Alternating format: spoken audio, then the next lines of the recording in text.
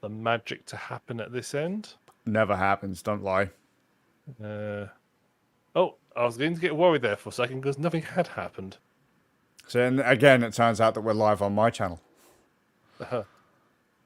Yep, no, we're good. We're all running. We are running. Yay! Did anybody on Suffolk Rand? Scazius.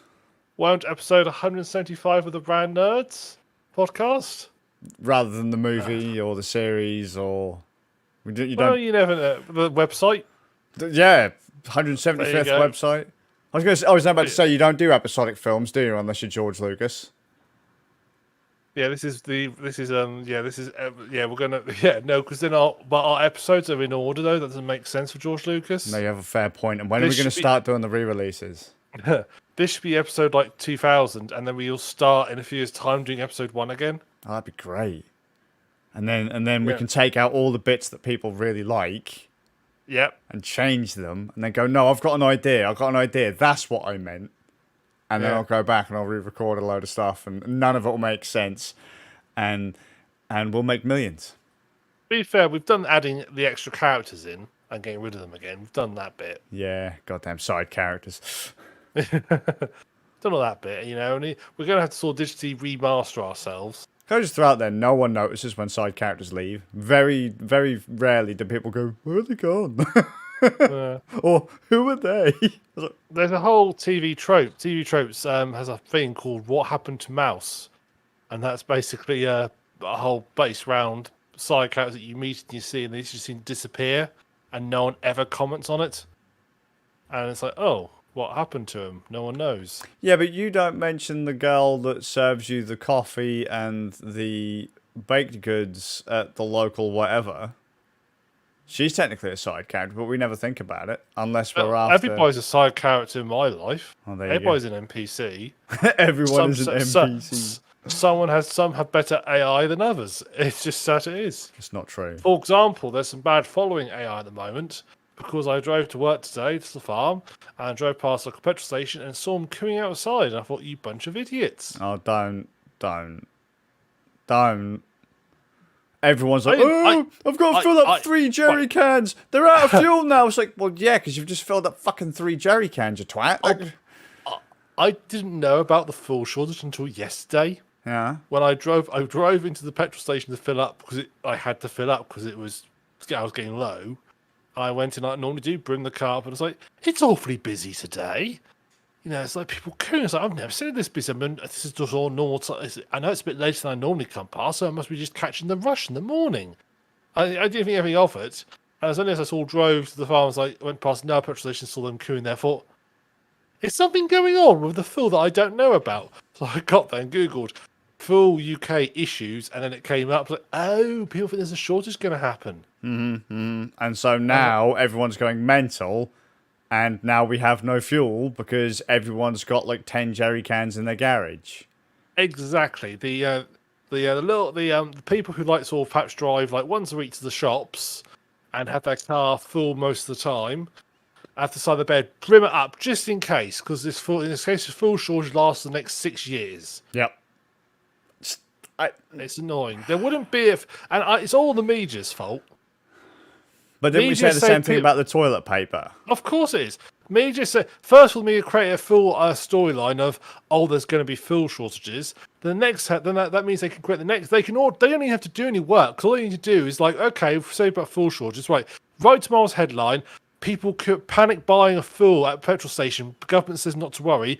And when they just wait to say someone get a stock photo of people queuing at a petrol station, pop it in there. We don't have to come in tomorrow now, lads. They're done. We can go to the pub for an extra night. That is pretty much what... I mean, that's what I said to a lot of people. So why are you filling up for? Because there'll be a fuel shortage. There will be, because you're going to fill up. Yeah. You're picking up more than you realistically need. Yeah. And so now you're draining the stations like... Yeah. I used to my face. I went up past a small queue. And I thought to myself, I said after I found out what was going on, I said, I reckon if I went and knocked on all those people's cars, I said, "Why are you filling up?"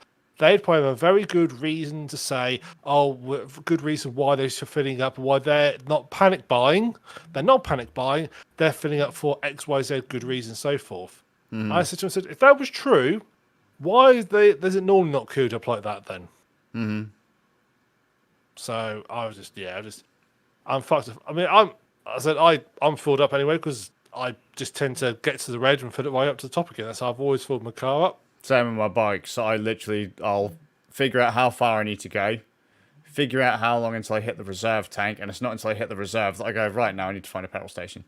Yeah. And my reserve's like, what, 30 miles? So Yeah. I'd fucking hope I can find a petrol station in 30 miles, you know? I always try and keep enough in the tank I can get back to the farm and back, Yeah. and a bit spare in case. That's what I always Yeah. try and keep in the tank. So like probably a sort of 100 miles range. In the Kind tank of to try and like keep. how aeroplanes work. You know, they Yeah. don't just go, right, fuck it, mate, just load it up because you're carrying more to burn more. Yeah. They go, Well- right, we need to carry this distance. We need to go this distance and maybe in an emergency tack on a bit more. Put that amount in. Yeah. Done. They have enough fuel to divert to the next nearest airport, and they have fuel for flying. What the term is when they just keep flying around. Yeah, I can't remember. Waiting I for know a what you're on spade. about, though. The old Die Hard 2 scenario. Yeah, I can't remember what it's called. Anyway, they're sort of part. I know it's not a parking orbit, but similar thing. They have enough fuel for that, and they obviously then have fuel for taxi. But it's quite important to get it right because obviously the amount of fuel that a plane can, the amount of weight a plane can take off with, is generally a lot more than it can land with. Oh, yeah, for sure. So that's why they often end up dumping fuel if they have to come back to the airport. It's like, well, we can't land because if we land, we'll probably break the plane. Yeah, for We've sure. got too much weight. Well, yeah, on because board, the gear will collapse and then they just end up on the... Yeah. They just end up skimming across the runway. But, like, that's kind of my point. Like, you know, people shouldn't really... You don't need to drive around with a full tank all the time. You No. don't. Unless you know you're going the distance and you might need to divert, don't worry about it. But, as you say, people have been told, everything's going to go wrong. Go buy fuel. So, but you don't need to go buy fuel. And the next day, why is everybody panic buying? Can't understand it.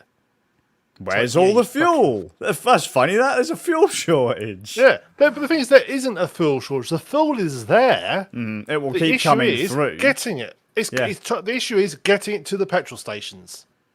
That's the issue.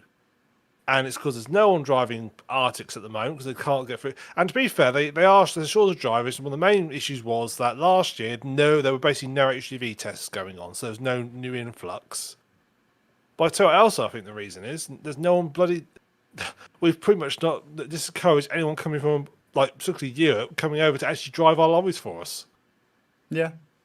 So why would they now, with all what's going on with Brexit and that nonsense? No, I think a lot of the fluff came in from the COVID stuff last year. That certainly helped. Didn't Where help. everyone was basically stuck, and they're like, "Dude, I ain't doing that again." Like, I can't. I'm stuck here sleeping in my cab for a week, Yeah. and I'm not going anywhere. Like when the end is like near, you don't bother about it that much. But when you are literally just sat there at a standstill for a week, they probably just thought, "No, I ain't doing it."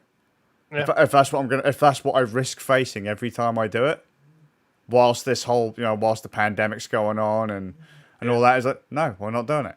Apparently last year, the average range of wage for a lorry driver was between 19 to 35,000. 19,000 isn't that much, and I don't know if that's based on day trippers. What they call them? There's one of the drivers who tell me the terminology. It's like they have like like people who just go on the day and come back to the depot at night. They don't sleep overnight. They probably get paid, I'd imagine, less than people who sleep in the cab. Well, they're quite posh, those cab lorries now, actually. It depends, though. To be fair, well, all ones I see, we don't get many old lorries turning up. Because of the amount of mileage they do, there aren't many old ones about. So I think the oldest one we get ours is probably from like 4 or 5 years ago. And even these days, in the basic ones, so I spoke to a few of them, and I've had a look in a few of the cabs because I meet a lot of lorry drivers in my line of work, and they're no hotel room, but they're all right actually. They're not bad. You got your bed you can lay out in. You got a free. Some of them even have microwaves in them now. I don't really think that was really the issue, though, was it? Like how comfortable they were whilst they were sat there for a week or so. Oh no, so well, that's obviously excessive. You know, it was the. I was talking more in fact... general. I was talking more not that specific. I was talking more like in general the day people who do nights and so forth in general the life's like on the road, rather than that specific. But I'm saying that like that. I think that's the problem with what we have now. I mean, let's be fair though. How many people realistically want to drive those long distances, those long hours? No one. You can barely get someone to stock shelves. Yeah. You know, they all want to do YouTube or Twitch or, you know, they want to do something where they don't have to fucking go anywhere or do anything, which I'm all for. But then I also don't want to hear those people complain when they can't get the shit they want. Yeah. And yeah, you're right. Like some of those lorry, like the lorry drivers, I don't think they get paid enough for the job they do. They don't. Right, and it's a fucking brutal job with brutal hours and brutal rules. Right. Well, oh yeah. When I found that most of them were on, you know, basically just above minimum wage, and they are driving like 14 hours a day. Yeah. Well, apparently there was talk that the government was going to relax those rules as well. Because I think they are allowed to do. I might get it slightly wrong. What did the guy tell me? I was speaking to the guy about it. One of our regular drivers who's one from a big chain. I won't say which chain it is, but the big hauliers. And he was telling me, I think they basically do 14-hour days, and they allow one 16-hour day a week. Let's be fair again, though. Most people complain about having to work for 4 hours. You wait. 6 hours. That's what I said. I might get numbers slightly wrong here. Apparently, the government were looking at relaxing those restrictions so that they could do 16-hour days and one 18-hour day a week. Which is mental because you're not going to... Look, mate, seriously, I've done very, very long drives, very, very long rides. And by the time you're on that return trip, like, after, mile 4, 5, 600 or whatever, you are fucking brain dead. Of course, yeah. Like, it's exhausting. No one wants to do that. And you're constantly reminded of the fact that you're putting something that weighs, when it's loaded, potentially up to, say, 45, 50 tons of weight. If you think that driving a car or riding a motorcycle is exhausting over long distances, now imagine doing gear shifts constantly until you get up to speed, knowing that you could kill someone if you don't pay attention, knowing that the more you drive, obviously, the more likely you are to be, you're going to be tired, you're more likely to have an accident. They're pretty much all automatic now. For sure. They're pretty much all automatic. There's very few manuals left now. But still, there's a lot you have to take in. Yeah. And they all now, I mean, I know it sort of doesn't help the drivers that much, but they all also now have collision mitigation. All right, cruise controls, and they've got that collision mitigation built in. Mm-hmm. The other reason I know I've found a few bits is another friend of mine works in insurance and used to deal with fleets of lorries, basically Arctics and lorries. Yeah, doesn't do that bit anymore. But I was asking questions about it before, and he was saying, "Oh yeah, they've pretty much all got collision mitigation because they're all generally new. You don't get many old ones on the road." They've all got you only get them really now in private hands, the old ones, because and even a lorry that's 4 or 5 years old could have pushing like 750,000 miles on it. Mm-hmm. They do insane mileage.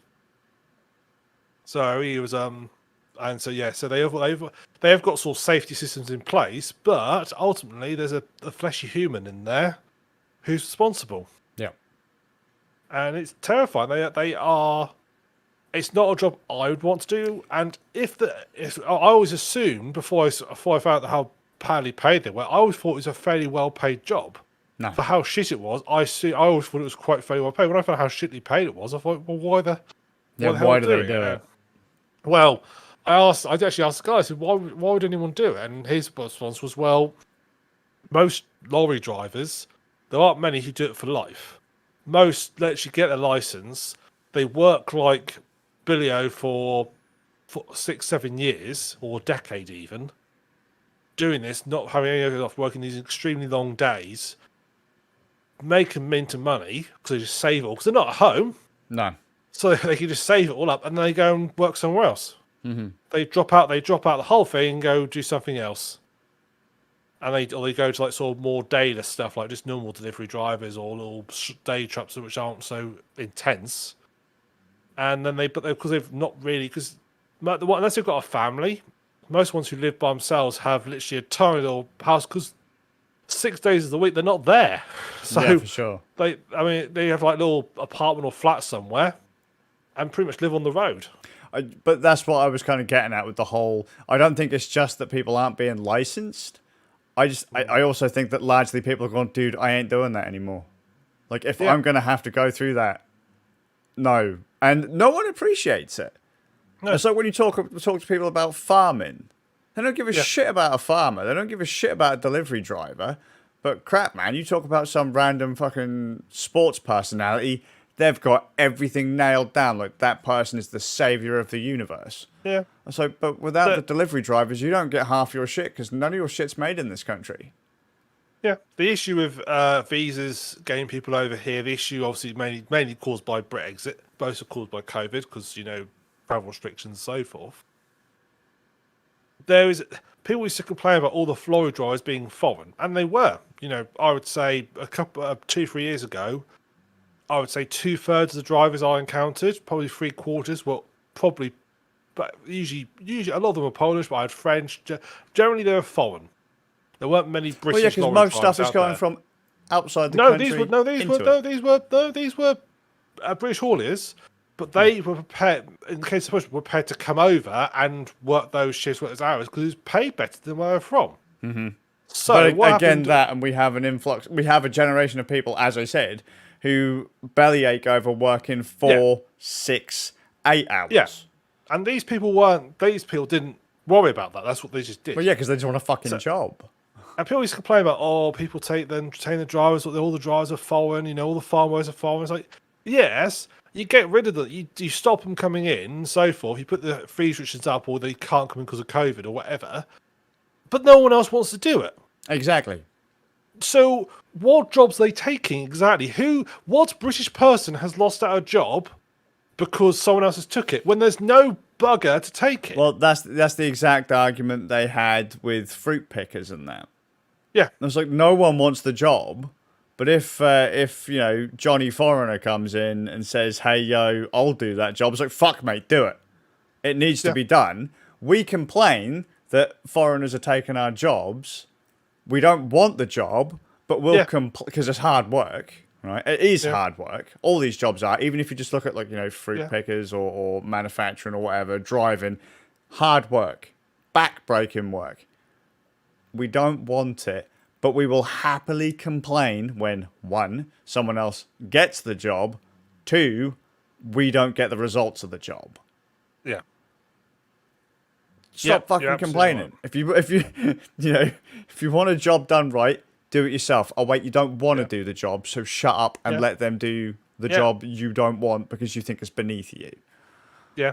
Yeah, that is absolutely it. It's both simultaneously beneath the person, but they've took it from some. It's like this. It's like there's a group of people who believe there's some British group of class who would be there who are starving to death because these jobs have been took by somebody else. Yep. And truth is, there isn't. Of course not. People don't want to go pick fruit in a field for 12 hours a day. Of course not. Most people these days, as I say, bellyache after 4 hours. Yeah.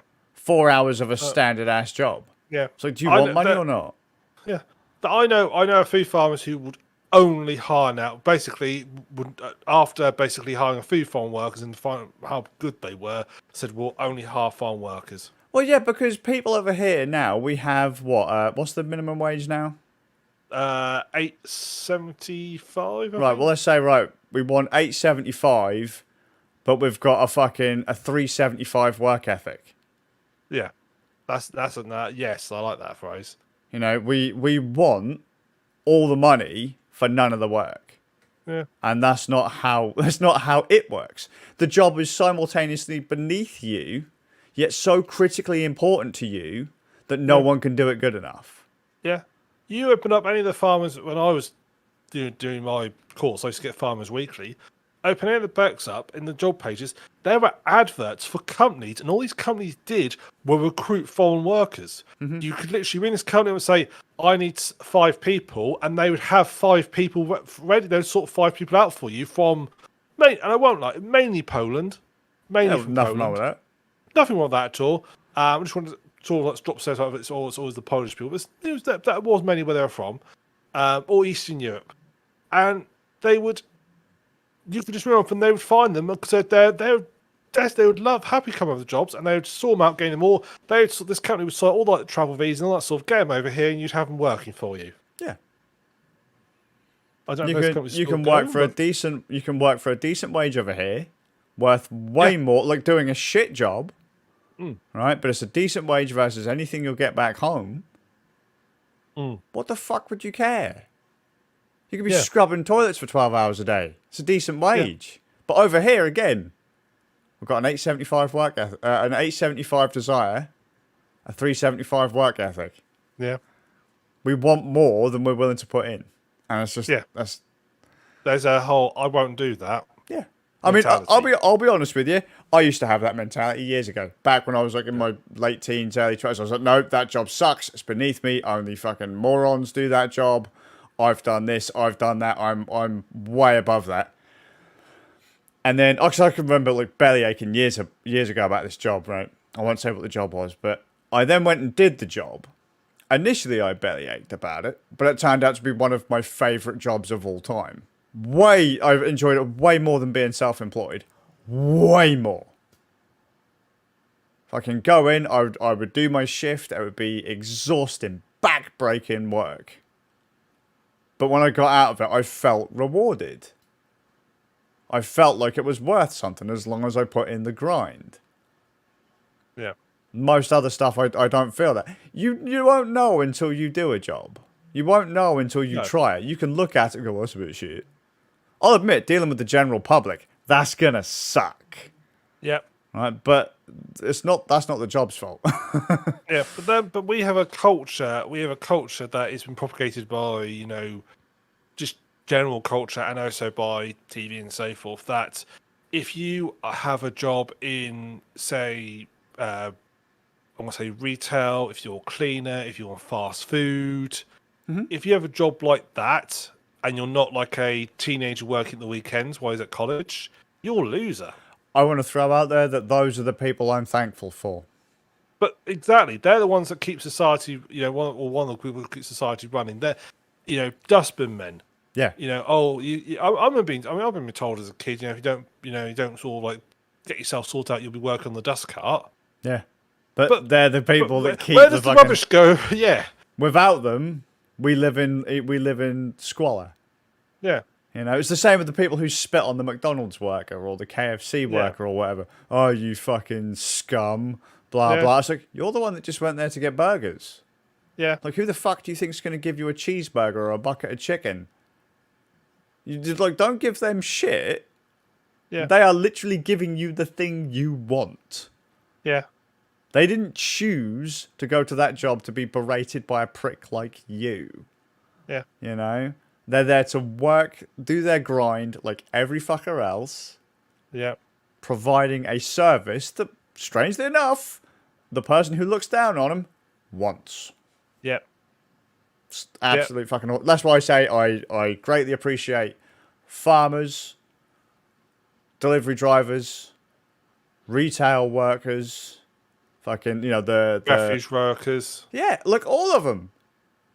Because you take one of them away, everything falls to shit. Yeah.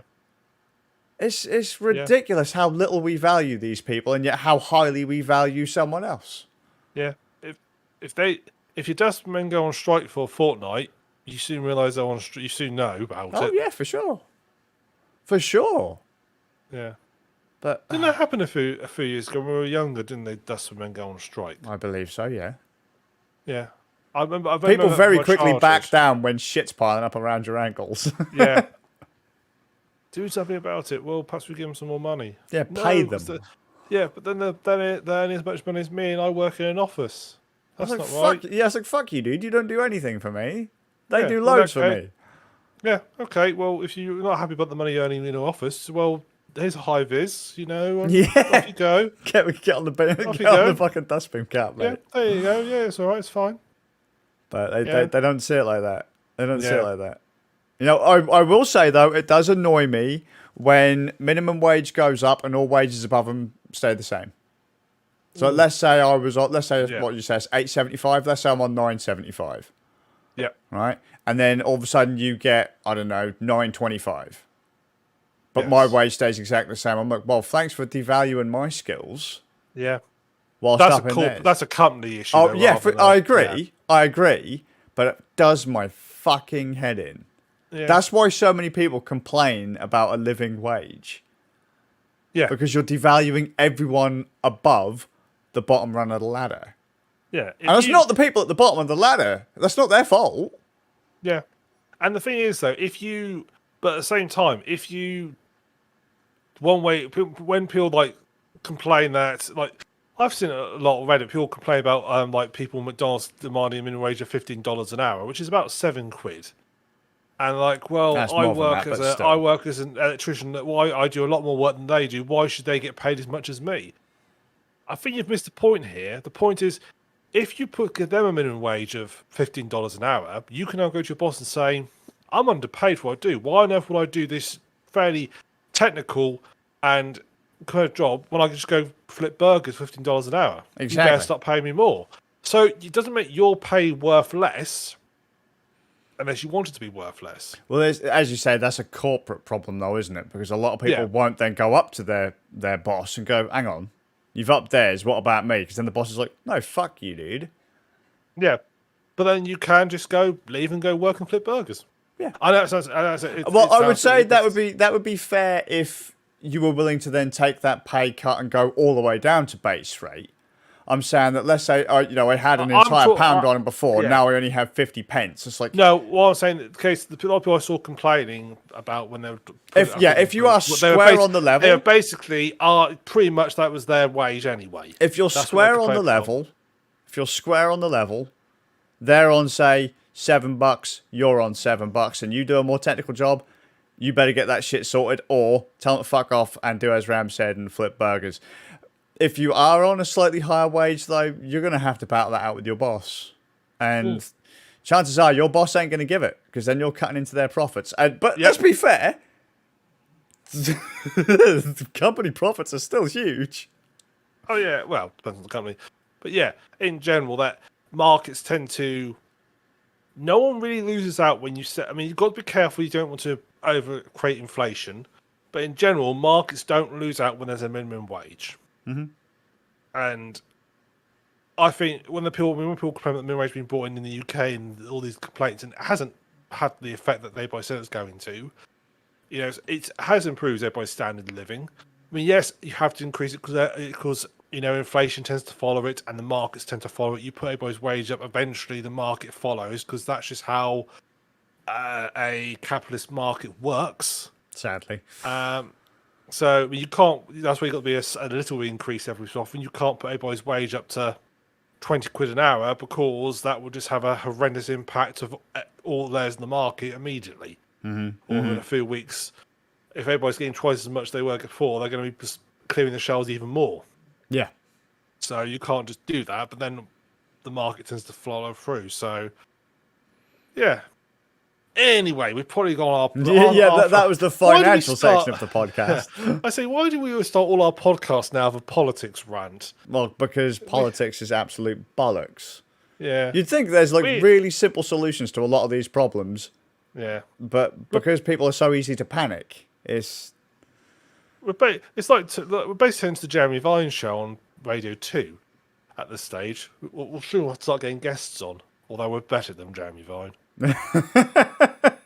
You saying we need to go on to Radio 2? Oh, he's terrible. He has to play devil's advocate to people, but he'll try and play devil advocate to like anything. Someone could say, well, we're from the group who think that we're basically campaigning against children being hit with large rocks. And he'll go, but what about the case of child's been very old? Do you not think we should be able to hit them with a large rock? And he'll do that. Yeah, there are some areas where playing devil's advocate just makes you a moron. Yes, he does it quite often. That poor soul. It's quite fun to listen to him come up with these extreme ideas and it's like, oh. It's like, have you been hit over the head with a rock recently? Because Please call in and let us know what it was like. yeah, because I was going to say some of these arguments are a bit. But you know, just randomly, just going back to inflation. The only thing that drives me mental about wage increases is the massive difference between the wages going up and house prices going up. Yeah. I mean, it's ridiculous, but there you go. That's my groove. And be more respectful to the people on the lower runs of Yes. not so much society, but on the the lower run of the bigger corporate plan, because they're the ones that are getting all the shit done. Yeah. Realistically, they're the ones doing all the grunt work and the grind work that keep everything else going. Yeah. Show some respect. It's like when all those people in America were like, oh, well, now that OnlyFans is blocking all of this more mature content, then now all the waitresses can get back to work. And it's like, well, my argument was, hang on, they get a shit wage for doing a shit job, right? They get no end of shit from the general public whilst doing the shit job for a shit wage. But now they're getting a decent wage for sitting at home with an iPhone. Yep. I think they've hit it big. Let them keep doing it. Yeah. You want them to start doing the shitty job again that you feel that they should do because you need them to do it. Either one, you do it, or two, pay them more. Yeah. Treat them better. Yeah. Because I was like, they are much safer at home with their iPhone. Yeah. Than they are working a shit job with you lot throwing coffee over them and calling them stupid and spitting on them and shortchanging them. And bear in mind that in a lot of states, they basically they get paid such a pittance because they have to work. Their tips are their wages. Yeah. And then tips can be then held by the boss depending on how the boss wants to do it, and then that gets split between the entire crew. I know what this guy, someone was, but it's like, oh well, they get tips wage, but then if they encourages good service, says, I'm sorry, I'm from the UK, I've never had bad service in a restaurant, and we do not have a tipping culture like you do. Not for sure, I agree. Yeah. Like, you shouldn't force them to. No. And then he's like, oh well, then if you do tipping, then if you don't have tipping of higher minimum wage, then all the food prices will go up. I said, I'm sorry, but if you're going out and having to plan in a 20% tip anyway, how is it different to the food prices just being higher? Yeah. And how is it why on earth, when you're going out, should I have to subsidise the wages of the person who's serving me by having to think of a tip when you could just put the food prices up and put it in there, which is what every other sort of place does. Every other street, every other street works on. Let the worker feel safe and secure whilst doing their job by giving them a wage that will allow them to live reasonably comfortably. They will come in confident. They will come in happy, and they will provide you with great service. However, if they go into work knowing full well that they might finish the entire shift and not break even, there's going to be some problems happen eventually. There's only so far they can do that before they crack. Yeah, but look at also like the form of again, the people who tend to complain the most tend to be the most capitalistic people. Like, well, free, we shouldn't do this because it's free market. Free markets guide everything we share. Everything should be privatized. You shouldn't have any sort of anything that's probably socialized. Well, newsflash, my friend. Markets responded to the lack of poor wages in the restaurant industry and so forth, and the people have left. The market has worked. Everything you want has happened. Now you're complaining, well, I didn't want the market to work for these people. I wanted to work for me and all that sort of stuff. Now the market's working, twist turning. Well, there you go. And if you're a bad restaurant owner or whatever, you'll go out of business because you haven't planned it right. If every other country on the planet, pretty much every other country on the planet can figure it out, you should be able to. I agree. So, anyway, we really must go Yeah, off for politics sure. because I'm sure people listening for the Ran Nerds Gaming podcast love to hear about our thoughts and opinions on fuel shortages, lorry drivers, and American raters and raters. Just don't panic. Don't panic. Right, so we've been playing Scars. Pummel Party. Yeah, Mario Party for adults. Yeah, I've never played Mario Party, but is it you obviously have? How similar is it? They're identical. It's Fair identical, except it's more family friendly. Like people aren't bleeding or getting horse rockets up the ass. Yes. That is fairly accurate what actually happened on our last Pummel Party It situation, did. but it's not quite what you're thinking of. Unless you ain't got a dirty mind. I was going to say my giant cock ended up very sore at the end of it. Again, in context, this is not as dirty as it seems. There was a gimp clown, as all was a clowns gimp are. Yeah. So, yeah, I thought it was a neat game, actually. That's, mate, I'm going to be honest. I'm not a huge fan of Mario Party. I've not liked Mario Party games since they started adding in, waggle controllers or, motion control into their stuff. So they started doing that with the Nintendo Wii. Wii U had waggle controls. Switch has waggle controls. But all of the other games where you could control them with like a control pad, the mini games were fantastic. So basically, what Mario Party, Sonic Shuffle, and Pummel Party are, it's basically a series of mini games wrapped around a board game, or a board game wrapped around a series of mini games. So you have a series of, a bunch of characters, and there'll be you end up on a random board, which they're all pretty neat, the ones that were played so far. They're usually themed. You'll have like a horror theme. We had like a winter theme one. I'm not sure about any of the others. There's a Wild West theme one, I think, in there somewhere. Okay, cool. And the idea is, as you move around the board, so you roll a dice, you move around the board, and when you land on spaces, you get the option of having keys, or you can get like health back. When everyone has had their turn, a mini game starts. Mini games change all kinds of stuff depending on what kind of game you're playing, whether it be Mario Party, Sonic Shuffle, or Pummel Party. Pummel Party is a lot more kind of adult in theme, so like people can get cut in half and shot and blown up and things like that. But we've had like lightsaber battles, match up the pictures. So like, you get a picture and then you have to flip blocks to remake that picture yourself. Frogger style things where you like have to move objects across roads and move in traffic. Races.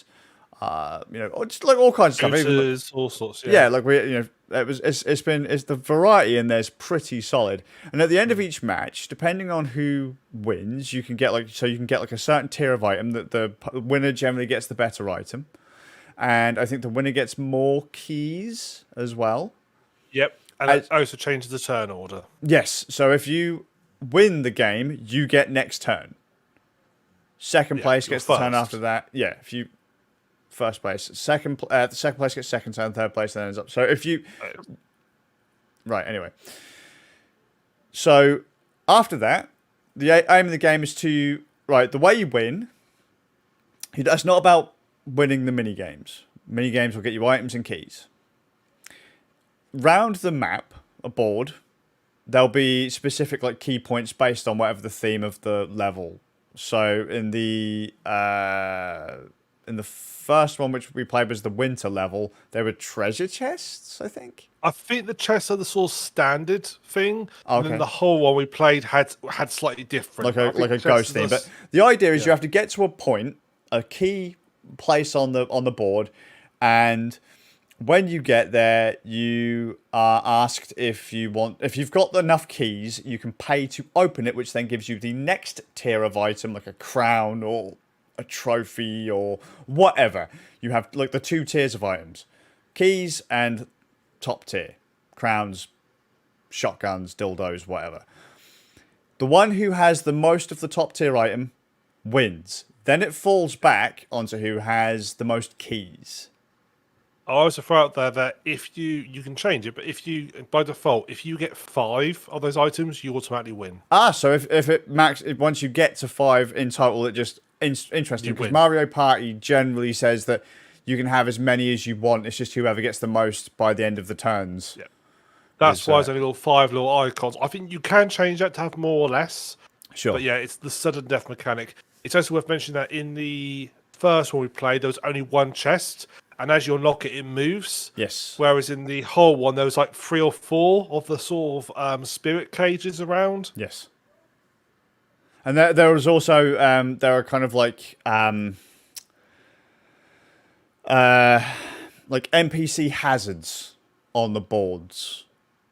So on the horror one, we had like this big serial killer guy, like a butcher, and he would go after the winner or the highest scorer at that time, and would hit them, and they'd lose health and keys because you can't just have health when you die. You have to go back to like the start point on the board. There was a psychotic bunny rabbit on the winter one, but I don't think that was there by default. That was an item, wasn't it? So basically, you also pick up items as you go around the board. So depending on what square you land, and you either get a Reaper who'll take keys or health off whoever next lands on there. Mm-hmm. You can pick up items. You can get a health bonus, but they're generally the main 3 sort of ones you get. Or you pick up just keys as you land on spaces. And the items you can use on your like initiative order of the turn, you can use an item. Some have a range. Some like a shotgun have like you'd be fairly close. Some like there's a swinging ball. You can basically target anywhere on the map. There's like a rocket you can jump on. You can fly. You'll fly 10 spaces to the nearest chest. There's a teleporter that switches you to another place. There's a variety of items that you can use. But there's also like these sort of super weapon items, of which there's only one on the board. It's highlighted at the start of the match. There's like a little proper icon next to it. And the first one we played, Zaber landed on it. He got this killer bunny. That was hilarious. Oh, mate, don't. That bunny was a dick. That was so bad. This bunny, picture the scene. You need to, if you ever watch it, you need to go watch the actual video because it's hilarious. Because this bunny, this bunny just pops around the board, but if it gets close to you, it'll hop to you and take you out.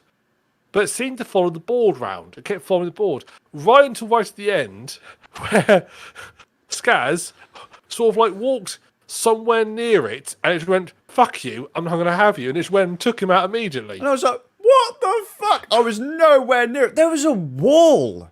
Yeah, it flew through the wall. A stone maze between me and the fucking bunny, which was cute as fuck, by the way. But when it literally clipped through solid objects to kick my ass, I was like, huh?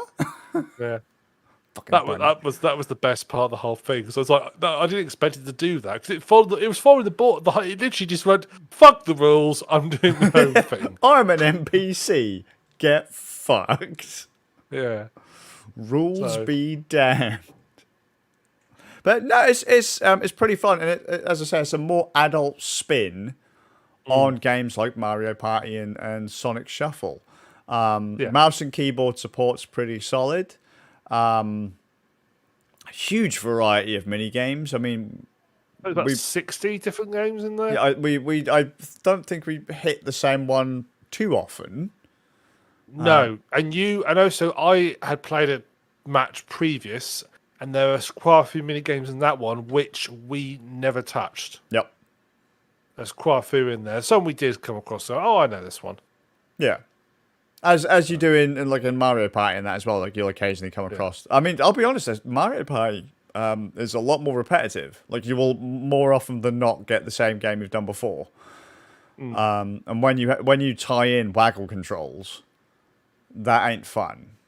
At least that's in my opinion. I do not like motion controls in games unless I'm playing VR or something that actually requires motion controls. If I'm doing something that can be done on a button press, I would much rather do it on a button press than like wiggle my control pad about. It's like, that's just stupid. Yeah, they never feel quite right. They always feel a little bit silly. Yes. So they never feel quite right. So Pummel Party was. I thought it was really cool. Yeah. As I say, I weren't looking forward to it to start with, just because I don't really like Mario Party style games. But after we played it for like what 2 hours. Yeah, we played 2 matches. They are, I mean, there are 3 of us in the game, and each match took us about an hour and a quarter. So they're fairly long matches, actually. By default, with just 3 players. I mean, you can have up to 8 players. But let's be fair though, what board games don't take a fair while to play? Well, no, it's true. No, that's true. They were longer than I was expecting them to be. They put it that way. I thought they were going to be like sort of like half hour, 45-minute long type things, and it's like, oh no, of course, that's decent. I'm not complaining. I enjoyed it. I'm not complaining about that. I was surprised by how long they were. I think our first one was probably also more that we were bumbling around a lot. We didn't really know what we were doing, so we were kind of clicking around, trying to figure out what we had to do, where we had to go, what items did, that kind of stuff.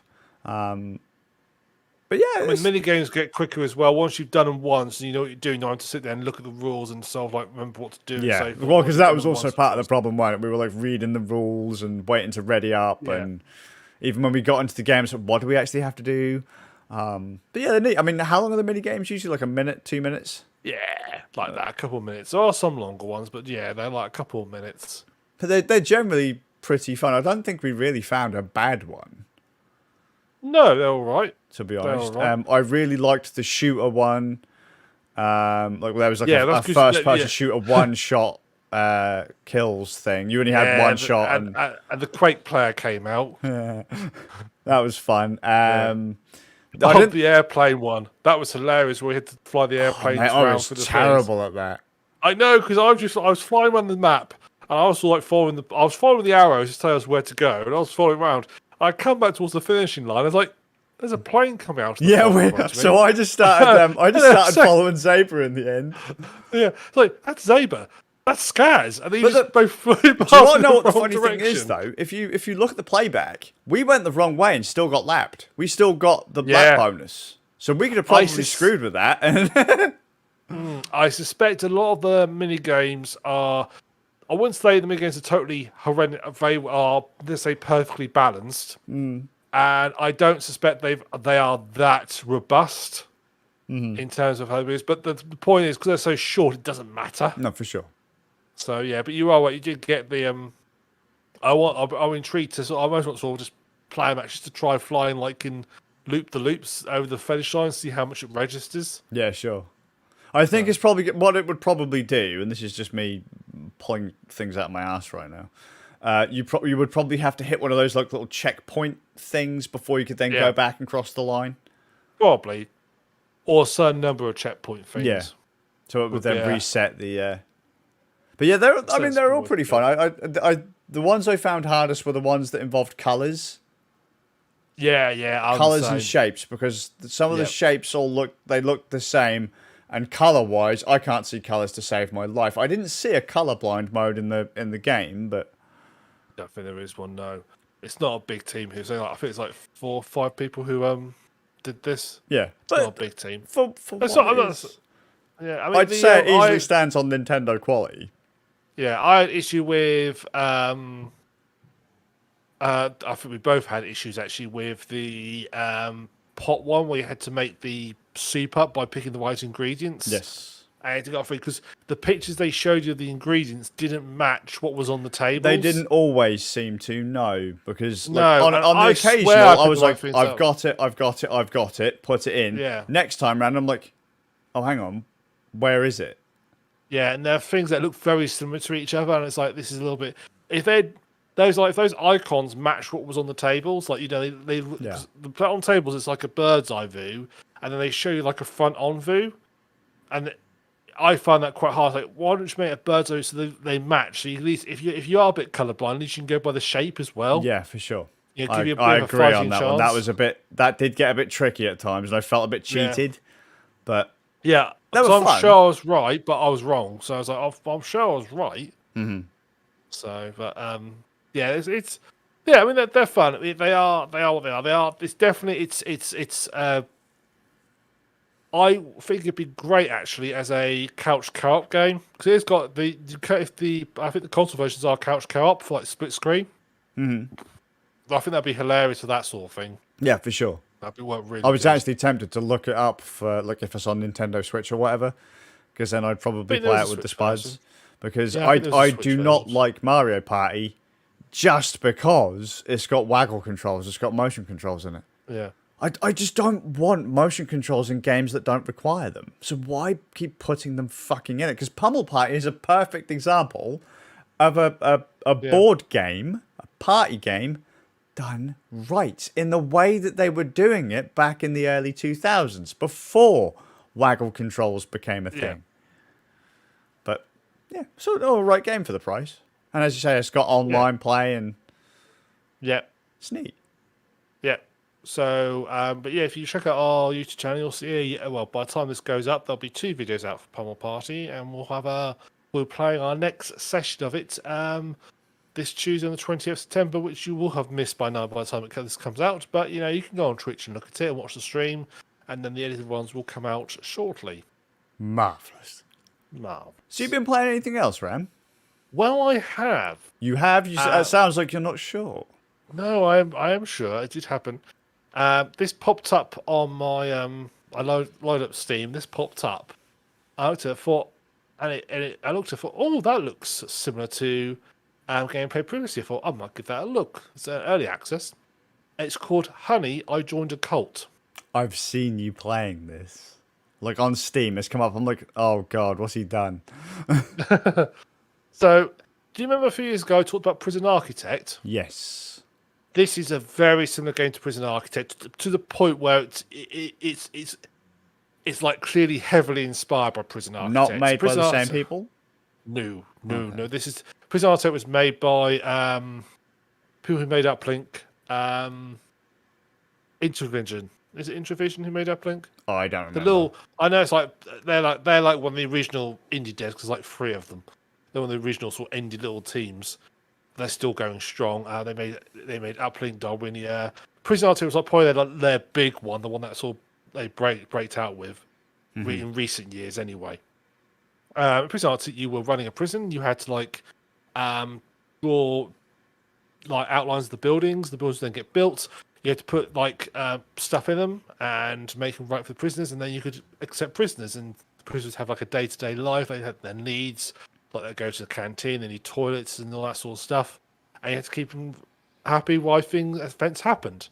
So Honey Joined a Cult is a similar principle, but the idea is the game starts where you are a cult leader and he's at his cult, and he's being raided by, it's called the SOB. I can't remember what it stands for, but basically it's the equivalent of the FBI. And they raid his cult and basically take all his cult members out and sort of like shut him down. And he's like, well, time to move. So he just walks off with this massive briefcase full of money. He's acquired his time at the cult, and he bought a bus and decides to start all over again. And off he tries to do a new cult, and then that's where you kick in. You basically get to start the new cult. So it's the first part is making a cult up. So you have to pick an icon. So I looked at the icons. I was hoping to find a sheep or a goat. Alas, there wasn't a sheep or a goat, but there was a pig. So I have created the Cult of the Blessed Swine. Oh dear. And yes, the Cult of the Blessed Swine, because you can name the cult.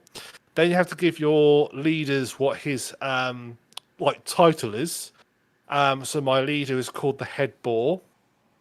You then have to put in what deity do they worship. So we worship the Great Hog. And you also put in what your sacred relic is. So our sacred relic is the Golden Trotter. And then interestingly, you have to put in what the singular noun is and the collective noun is for your cult members. So singular noun for my cult member is pig, and collective noun is swine. And I chose that there's unfortunately no pig hat to match the icon, so I just picked a fairly plain. Because you can also pick a hat, a uniform. You pick one for your leader, one for your cult members. So the leader looks slightly different to the cult members, or you can look the same if you want. So my cult members have got this all like sort of hat. Looks a bit like sort of those sort of Egyptian hats that were like a gold band. They had like a sort of snake in the middle. Yes. Yeah, imagine that without the snake. It's just a plain upright bit of metal. Okay. And I've got sort of fairly sort of like lightish clothes. They've got little tails as well, which I've done sort of like a pinkish colour, pigs, pinkish colour. So there we are. So I start a cult, and you start off with 4 cult members, and you have to basically create a base. You have an area, and this is a 2D top down or virtually top down game, tile based game, and you have to build. The first thing you want to do is first of all you need to build them some bedrooms. So you build them some bedrooms, which you'll like put in obviously some beds for them to sleep in. You need to give them like space to eat, so you might put a little basic canteen in with a vending machine. So you basically build a building foundation. Then you have to. This is exactly how it works as a prison architect. You basically have to designate what the room is going to be used for. So you say this area here is a bedroom. This area here is a canteen, and you'll then have a requirement to make that a valid area. So a bedroom, by minimum requirements, has to have a bed. Or in this case, a dirty mattress is the basic level it requires, and has some form of storage, which in the base game the base version is a cardboard box. As long as you put those requirements in, boom, if you're happy, you've met the requirements, the room is now usable, and your little cult members will use the room.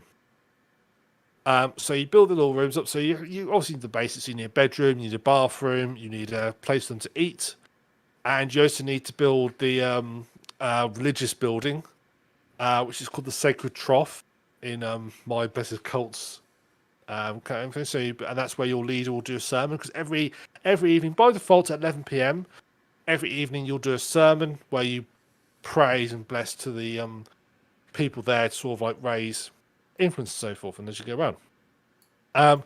So you have basically 2 groups of people who will come to you. You have cult members and you have followers. Okay. So cult members are like your staff. They have to live on site. They need to have food on site. They basically are there 24/7. Followers are people that you encourage in, who come and they basically use the facilities, because you basically set up like these sort of therapy centers. So you might have, by default, the first was like meditation. You have like a meditation area, and people come and they'll meditate, or they can go to the Sacred Trough and pray a little bit. And as time goes on, you unlock more therapy rooms, as they call it. And they start from like sort of meditation. There's like a room where like you summon spirits and they sort of fly about. There's rooms where people get electroshock therapy. There's a room where people like bathe in maggots. It's called like maggot cleansing room or something like that. You basically build these rooms up. People come and your followers come from the outside. They'll come in, go around, and at the end of the day, they go home. Mm-hmm. You can recruit followers into cult members. So cult members basically will run these rooms. So followers won't run them. They're like customers, basically. You have to use your cult members to run the room. So you have a fundamental time in cult members you've got, which you can unlock through research. But until you do that, you have really a limit to how many people you can have running these rooms and so forth. And obviously, you want the research. You've got someone running the research department. You have a lobby where you greet people as they come in, and you have the people running these places. Now, you don't so much assign people to these rooms. You can basically tell them to have like a high priority. To say, right, your high priority is to go man the lobby. If there's no one there, you go to it. That's your high priority. If there's someone there already, then you can go off elsewhere. You can tell them not to touch a room. So you can say, don't do anything else, just this room. And you can lock as you unlock more rooms, you obviously can switch more and more off. Or you can leave it blank, and if they see a gap available, they'll go to it. Mm-hmm. And so they're pretty self-sufficient. You can pretty much leave it alone as long as you sort of say, right, I want this person. I'm dedicating you to just doing this job, high priority, so I know someone's doing it. If you don't do that, they'll figure it out themselves anyway. They'll go off, and as long as there's enough of them, they'll man everything. Sure. You can also set up like working schedules and sleeping schedules, and also like recreational schedules. So you can like working really hard if you want to have them working all day long, but that affects their happiness and moods. Or you can have them sleep longer or split the schedules up. I now have like a maintenance team that works overnight. So I have a couple of cult members who work in the maintenance department, because things break as day goes on. These guys have to go and find it. That is a bit of an annoyance. I have mentioned already, this game is in early access. So I'm going to say some issues with it, but I'm not going to give it too much of a king, because it's early access. They can fix these. Sure. So So the maintenance room, they basically will go off on patrols. Trouble is, they're a bit stupid. They'll like just go from room to room, but they can't work their way around your whole base. They'll just miss things constantly. They won't remember where they've been. They just like start with, we go to the nearest room, check that, and work our way out. That's default behavior no matter what. So they won't like remember where they've been. So realistically, you're going to be clicking on them and right-clicking, go repair this. Okay. Because they will miss it. That I think something that does need improving, because that is quite annoying. I personally think that in this situation, that a tight-knit cult, if something broke down, they'd tell the maintenance people. Yeah. So I personally think it should be a case of, if you're on maintenance, something breaks down, you should head to it and repair it. It shouldn't be a case of. Do they tend to cover like a certain distance before pathing breaks, or? It's not so much that; it's the fact that when you design, obviously it's got to be, because you can design to have a wand. It's also has to go in a procedural way to work out to make a move. So it also goes, right, your room's here. Next nearest room you can find, go check that. Next room, go check that, and basically going to check work that. So you work almost outwards. Yeah. Trouble is, let's say it goes to mainstream first thing, and they get, say, do it for 6 hours, gets halfway across your base. Then you have to go back to recreation, and then they come back to the maintenance. They go back to room number resets. 1. So what could you not then say set up a second maintenance room on the other side of the building so that they meet in the middle? Well, I'm going to try that. That's one thing I thought about trying today, actually, to see if that would work. Because I don't need 2 maintenance rooms, really. No, sure, but it's to save you micromanaging. Yeah, that may be what I have to do. But I have a feeling, because of the way I'm looking at it, it's like you can't say assign them. So okay, this is your maintenance room. Okay. Yeah, but what I have noticed is that a room can generally only have one person working in it. So what I imagine would happen is, if you assign 2 people to maintenance, one will go to the first maintenance room, and then once that one's already been allocated, it will go to the yeah. It's still not. I still think it should be a case of, realistically, if you're a cult, they're going to tell everybody. So I personally think it should be a case of they should just go and do all the pairs. And could it not? It could just be as simple as assigning each room a number and then storing the last room it went to in a variable, and then It's definitely doable. But again, it's early access, Yeah, and sure. from what I've read, this is being published by Team 17, but there's 2 people working on this. So I mean, it's neatly done, actually. For what it is, it's neatly done. It's very well done, actually. You also have missions, so you basically can send. You can basically you basically can send people off to do things like. And the first basic one is PR. So they'll go to someone. They'll basically start like, you'll send when your COD members to appear on a TV show, and that will generate PR values for you. So your resources, you have money, like you'd expect, which also you spending on upgrading rooms. You have faith, which is basically all your followers require a certain amount of faith per day to keep them sort of happy and sort of following you, and so do all your cult members need some amount of faith per day. So that's like you have to generate enough faith to keep everybody happy. So far, that's not been a problem to me. I maxed out that stat of about 4 days, and I've never gone below the maxed out figure. Sure. So I'm generating way more than I need. You've got influence, which is your sort of research currency, and as influence is what you got. You basically, as people tend your place, they generate influence because they're being influenced by you. Mm-hmm. And you use influence whenever you have a sermon. You have to have a certain amount of influence to conduct the sermon. If you don't, the sermon fails, and they all get a bit distressed. But you also use influence to do research. So it's your research currency. Influence takes a long time to build up, so you will be grinding out. You will find yourself just waiting for days at a time to let it build up enough that you can do your next research. I definitely quite like that bit balanced right, and there's no real way. There's no research to improve influence gains from what I've found, at least what I've looked for the tech tree. So you're sort of stuck. That's all the sort of like limit you've got. So your current stuck holding back in this, as it were. You've also got PR.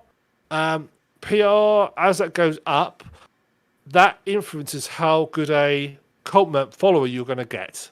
So followers, when they become cult members, they have skills, like ranging from like sort of improvisation, and some of the skills are mostly useful. So like they will have a skill like called improvisation, That's both useful on a PR type front because they can if they're doing a question and answer, essentially they can improvise an answer. Yeah. But also good for maintenance because they might have to come up with a solution to a problem that's not they can't fix easily, so they have to sort of figure something out.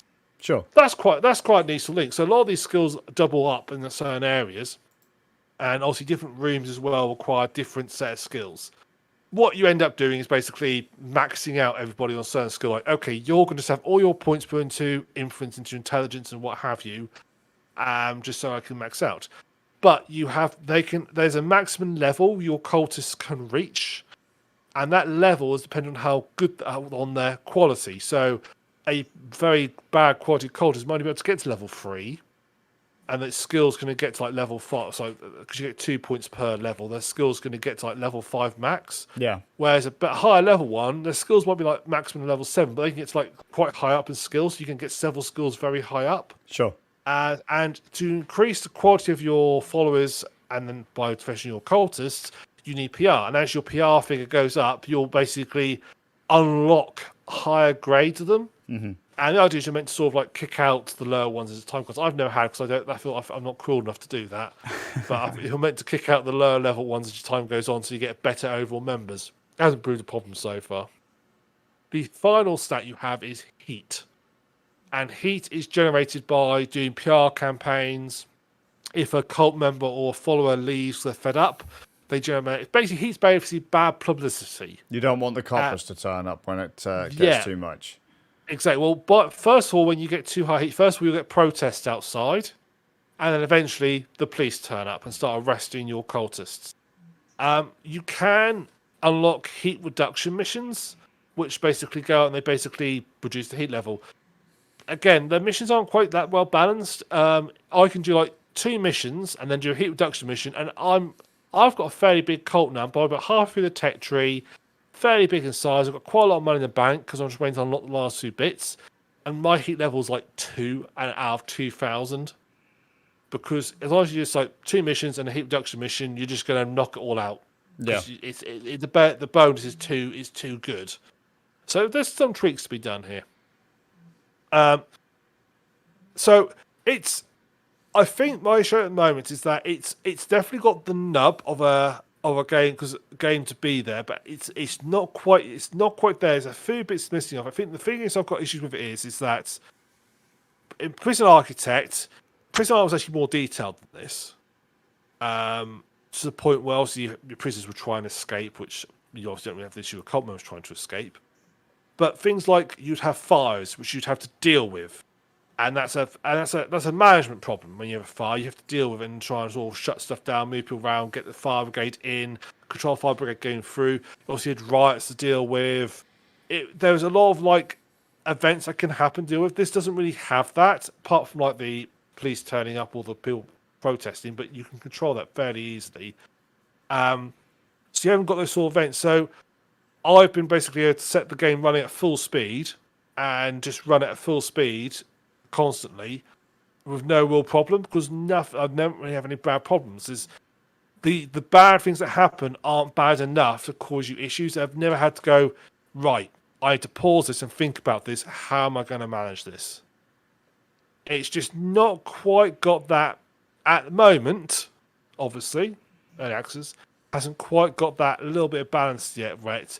You're sort of generating stuff, you're getting the money and so forth. But I'm at a stage now, it's I can't spend any money on anything because I've got nothing, I haven't unlocked anything else.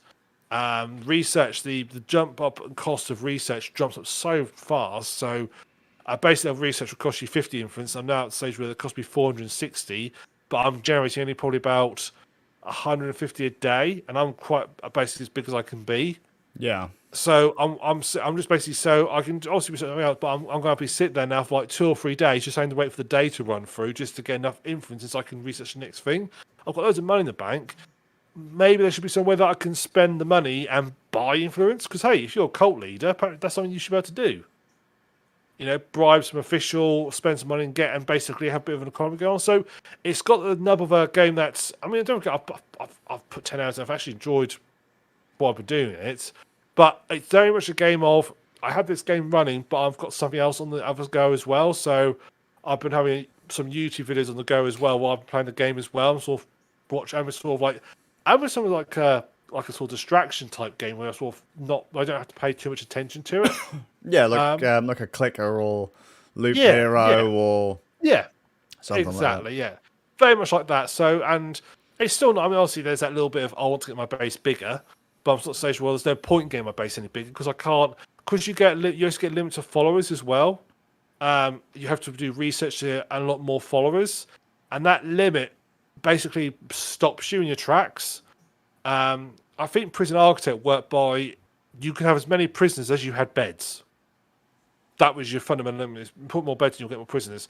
I think perhaps that'd be a better system where you could basically build more beds, make the beds more expensive, but when you build them, you can get more. That's how you get more cult members because cult members are what basically man the rooms, generate the money, and that then is all linked into your followers as well. So I think there's definitely room for improvement. It's not quite there yet. It's not quite as Prison Architect. I just sort of lost myself in. I wasn't interested in anything else. I was just like, I'm just doing day-to-day management. This hasn't quite got to that stage yet. So, but as it's only early access, it's fairly cheap. I think it's about I think it's about 20 quid at the moment, which is actually 15 quid at the moment, which actually ain't bad. I'm quite happy with that. I think it's pretty solid. There's a couple little bugs in it, but it feels like a solid game. It's obviously the core mechanics there. You just need to add stuff to it now to flesh out a little bit. It doesn't feel anyway sort of clunky or hunky at all at the moment. There's a few little bugs in it, but nothing major. Yeah.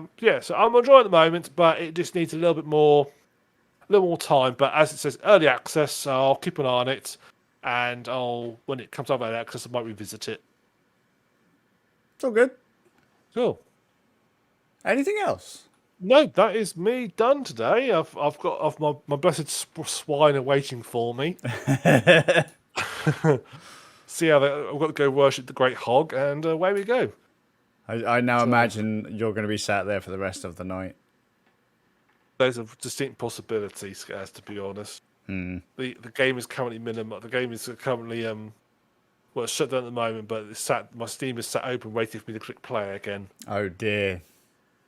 So I know what'll happen if I don't see you tomorrow. Chances are, if I check Steam, you'll still be sat at your desk. Yeah, possibly. But no, it's neat. Yeah, it's neat. Cool. Neat. Right then, well, in that case, time to wrap up, I suppose. So, thank you both for watching or listening from the podcast. I've been the Suffolk Ram. Scazius.